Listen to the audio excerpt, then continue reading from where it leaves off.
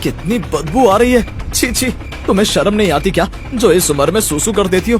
किस लड़की को मैं ले आया? सूसू करने वाली बहू। शीतल अपने परिवार के साथ जमशेदपुर में रहती थी। आज शीतल का बर्थडे है और वो 21 साल की हो गई है। बेटा, अब तो तू 21 साल की हो गई है, कुछ समय में तेरी शादी भी हो जाएगी। अब तो ये सूसू करने की आदत छोड़ दे। माँ, तुम तो ऐसे कह रही हो जैसे मुझे तो मजा आता है सूसू करने में। तुम्हें पता है ना, मैं कितना शर्मिंदगी महसूस करती हूँ, पर क्या करूँ, मेरी लाख कोशिशों के बावजूद भी मेरा सूसू निकल ही जाता है। कल हम डॉक्टर के पास चलकर तुझे दिखा लेते हैं बेटा। शीतल अपना जन्मदिन अपने दोस्तों के साथ बाहर मनाती है और रात को वापस घर आकर सोने चली जाती है। सोते वक्त उसे सीमा की बातें याद आने लगती है। आज कुछ भी हो जाए, मैं सूसू नहीं करूँगी। मुझे किसी भी तरह मेरी इस आदत पर लगाम लगानी ही होगी। शीतल रात को सोते वक्त अलार्म लगाकर सो जाती है और रात के 2 बजे अलार्म के बजते ही सूसू करने के लिए उठ जाती है और फिर 4 बजे वो उठकर सूसू करने चली जाती है और बिस्तर पर सूसू नहीं करती। अगली सुबह बिस्तर सूखा देखकर सीमा बहुत खुश हो जाती है। आज तो गजब हो गया, बस रोज इसी तरह से रहे, फिर तेरी शादी मैं आराम से कर पाऊंगी। कुछ दिनों तक सब कुछ सही चलता है। शीतल रोज अलार्म लगाकर सोती है और अलार्म बजने पर रात में 2 बार उठकर सूसू करने चली जाती है।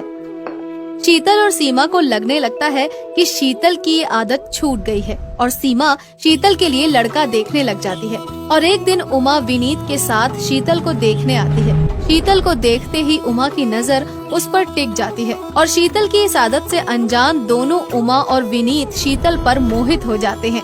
बहन जी, अब मैं अपनी बहू को जल्द से जल्द अपने घर ले जाना चाहती हूँ। अगले महीने का कोई शुभ मुहूर्त देखकर आप अपनी बेटी को विदा कर दीजिए। हाँ बहन जी, क्यों नहीं, मेरी शीतल आपको पसंद आई। ये मेरी बेटी का सौभाग्य है कि वो आपके घर जा रही है। शादी का दिन आ जाता है और शीतल विनीत की शादी हो जाती है। विदाई के समय सीमा शीतल से कहती है, बेटा अलार्म टाइम पे लगा लेना और समय पर उठकर सूसू चली जाना। आज से तेरी नई जिंदगी शुरू हो रही है। इन बातों का ज्यादा ध्यान रखना और किसी को इस बात की खबर तक मत होने देना कि तुझे कभी ऐसी कोई बीमारी थी। ठीक है माँ, तुम चिंता मत करो। इतने में ही उमा वहाँ आ जाती है और कहती है, माँ बेटे की बातें खत्म हो गई हो तो चला जाए, मुझे भी तो अपनी बहू का स्वागत करना है। सीमा बारात को विदा करती है। उधर उमा बहू का स्वागत बहुत अच्छे से करती है और उसकी सुंदरता की दीवानी हो जाती है। कुछ दिनों तक सब कुछ बहुत अच्छा चलता है। फिर एक रोज रात को विनीत के घर की लाइट चली जाती है। यार शीतल, इतनी गर्मी में तो नींद ही नहीं आएगी। मुझे कल ऑफिस भी जाना है। ऊपर से मच्छरों ने जान खा रखी है। चलो ऊपर छत पर चलते हैं सोने। ऊपर? हाँ, छत पर क्या दिक्कत है तुम्हें? कम से कम नींद तो पूरी होगी। तुम तकिया चादर पानी सब ले लो, तब तक मैं मच्छरदानी लगाता हूँ। शीतल तकिया चादर के चक्कर में अलार्म घड़ी लेना भूल ही जाती है और छत पर सोने के लिए चली जाती है। जैसे ही शीतल सोने को होती है, उसे घड़ी का ध्यान आता है और वो उसे लेने जाने लगती है। अरे शीतल, अब कहाँ चली? अब वो घड़ी रह गई, अब वही लेने जा रही हूँ। ऐसे ही बहुत देर हो गई है और अभी घड़ी का काम ही क्या है? पूरा घर उठाकर यहाँ ले आओगी क्या? चलो अब सो जाओ। विनीत के डर से शीतल लेट तो जाती है लेकिन सोती नहीं और सोचती रहती है, अगर मुझे सूसू हो गया तो अब क्या होगा? विनीत तो मुझे अपने दिल और इस घर से भी निकाल ही देंगे। क्या करूं? सोचते सोचते शीतल की आंख लग जाती है और रात में सूसू से उसका पूरा बिस्तर गीला हो जाता है। गीलेपन से विनीत उठ जाता है और अपनी चादर हटाकर कहता है, कितनी बदबू आ रही है। छी छी, तुम्हें शर्म नहीं आती क्या जो इस उम्र में सूसू कर देती हो? किस लड़की को मैं ले आया? शीतल रोने लग जाती है और कहती है, विनीत जी, मैं बहुत शर्मिंदा हूँ, लेकिन मैं क्या करूँ, ये बीमारी मेरा पीछा छोड़ने का नाम ही नहीं ले रही है। शीतल की आंखों में आंसू देखकर विनीत को बहुत बुरा लगता है और वो शीतल से कहता है, शीतल मुझे माफ कर दो, मुझे तुम्हें समझना चाहिए और मैंने तुम पर इतना गुस्सा किया। आज ही हम डॉक्टर के पास जाएंगे ताकि तुम्हारी ये बीमारी जड़ से ठीक हो सके। विनीत और शीतल डॉक्टर के पास जाते हैं और डॉक्टर कहता है, आपकी वाइफ को ऐसे कोई बड़ी बीमारी नहीं है, ये जल्दी ठीक हो जाएंगी। बस थोड़ा परहेज करना होगा और मैं जो दवाई देता हूँ उसे टाइम पर लेना होगा। बस इनके मन से डर को बाहर निकालना होगा। आप कोशिश कीजिए कि जितना हो ये खुद को फ्री महसूस करें। दवाई लेकर शीतल और विनीत घर आ जाते हैं और शीतल वक्त पर अपनी दवाइयाँ भी खाने लग जाती है और अपने खाने पीने का बहुत ध्यान रखती है और कंट्रोल भी करती है और किसी भी बड़ी से बड़ी बात की कोई टेंशन नहीं लेती। एक रोज उमा शीतल को दवाई खाते हुए देख लेती है और उसके दिमाग में ये बात घूमने लगती है, पता नहीं बहू ये दवाइयाँ क्यों खा रही है, लगता है मुझसे दोनों कुछ छुपा रहे हैं। उमा शीतल पर नजर रखने लगती है और बार बार उसे दवाई खाते देखती है और एक दिन वो शीतल से पूछ बैठती है, बहू ये रोज रोज तुम कौन सी दवाई खाती हो? डरते हुए शीतल झूठ कह देती है, अब नहीं तो माँ जी, मैं तो कोई दवाई वाई नहीं खाती हूँ। उमा को दाल में कुछ काला लगता है और वो शीतल की दवाइयाँ चुरा लेती है।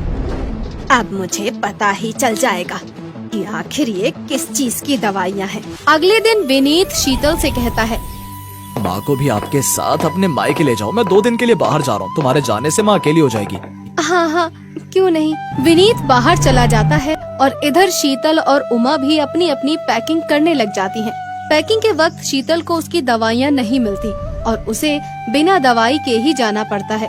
मायके में मुझे वैसे भी क्या ही दिक्कत होगी, वहाँ माँ तो है, उन्हें तो सब कुछ पता है। शीतल और उमा सीमा के घर चली जाती है। सीमा उमा की बहुत खातिरदारी करती है। दिन बहुत अच्छे से गुजर जाता है। रात को सब सोने जाते हैं और तभी उमा सीमा से कहती है, बहू तू आज मेरे साथ सोना, मुझे अकेले नींद नहीं आएगी। मन ही मन शीतल की हालत खराब होने लगती है और वो सोचती है, अब क्या करूं, दवा भी नहीं है, अगर मुझे सूसू आ गई तो क्या करूंगी मैं। लेकिन मम्मी जी को ना भी तो नहीं बोल सकती हूँ। हे भगवान, कहाँ फंसा दिया। शीतल अलार्म लगाकर उमा के साथ सो जाती है, लेकिन रात में अलार्म की बैटरी खत्म होने से अलार्म वक्त पर नहीं बजता और शीतल बिस्तर पर ही सूसू कर देती है। सूसू के गीलेपन से उमा उठ जाती है और शीतल पर बरस पड़ती है। बेशरम कहीं की, कोई इस तरह बिस्तर पर सूसू करता है क्या? लगता है तुम्हारी माँ ने तुम्हें कुछ सिखाया नहीं है। हम लोगों के साथ धोखा किया है तुम्हारी माँ ने। तुम जैसी लड़कियों को हमारे पल्ले बांध दिया है। अब शीतल रोते हुए कहती है, वो मेरी दवाई घर पर ही छूट गई थी सासू माँ। अच्छा, तो तुम अब मुझसे झूठ भी बोलने लगी हो। रुको, मैं विनीत को ये सब बताती हूँ अभी। इतने में ही विनीत वहाँ पर आ जाता है और कहता है, मुझे पहले से ये सब पता है माँ। बहन जी, मुझे ये नहीं पता था कि आप एक औरत होकर दूसरी औरत का इस तरह मजाक बनाएंगी। मुझे तो लगा था कि आप भी शीतल को मेरी तरह माँ का प्यार देंगी। ये एक बीमारी है, जैसे बुखार या सर्दी खांसी होती है, इलाज करवाने से ये भी ठीक हो जाएगी। मम्मी जी ठीक कह रही हैं। माँ आप एक सास नहीं माँ बनकर सोचती तो ये नौबत नहीं आती। विनीत और सीमा की बात सुनकर उमा की आंखें भर आती हैं और वो कहती है, ठीक ही कह रही हो तुम। अगर शीतल की जगह मेरी बेटी होती तो मैं क्या करती। मुझे माफ कर दो बहू। उमा शीतल का ध्यान रखने लगती है और समय समय पर उसे दवाइयाँ भी देती है और उसे हर तरह की टेंशन से दूर भी रखने लगती है। और कुछ ही दिनों में शीतल पूरी तरह से ठीक हो जाती है और तीनों खुशी से अपनी जिंदगी बिताने लगते हैं।